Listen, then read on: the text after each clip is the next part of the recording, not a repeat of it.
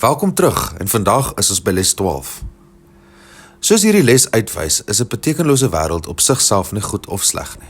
Streng gesproke, die rede hoekom ons ontsteld raak wanneer ons na die wêreld kyk, wanneer ons onsself betrap op die op- en afrit van die ego se waarneming en interpretasie, is omdat ons toestem dat die ego sy eie betekenis op die wêreld projekteer.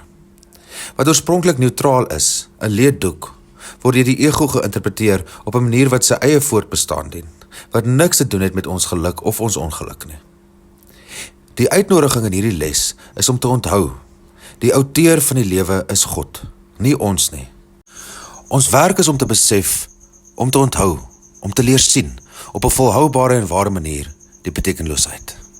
En om nie vinnig daardie leegheid te probeer vul met ons eie oordeel, ons eie interpretasie, ons eie betekenis nie. Maar dit sal ons net ontstel, dit sal ons ongelukkig maak, soos die les sê. Hierdie les herinner ons eensaamheid, ons seer, ons hartseer, ons pyn, kom uit die gevoel van skeiding van God. En in waarheid is dit eenvoudig die gevolg daarvan dat ons nie toelaat dat God vir ons sê wat werklik aangaan nie. Ons dring aan, ek weet wat die wêreld is, ek weet waarvoor dit bedoel is, ek weet wie ek is, ek weet wat my funksie is, ek weet wat gedoen moet word. Maar die radikale uitgangspunt van hierdie kursus is juis, ons weet nie, maar God weet. En die radikale daad wat in die lesse ingebou is om ons te leer, op die diepste vlakke van ons wese, dat ons nie weet nie. Sodat ons uiteindelik kan toelaat dat God, die outeur van die lewe, die outeur van liefde, die betekenis vir ons skryf. Hier aan die begin van die proses doen ons net een ding. Ons sê, ek is hartseer, ek is ontsteld, ek is verward, ek voel blydskap, ek voel al hierdie dinge, maar niks daarvan hou ooit regtig aan nie, want ek hou aan om toe te laat dat die ego die betekenis van die wêreld bepaal.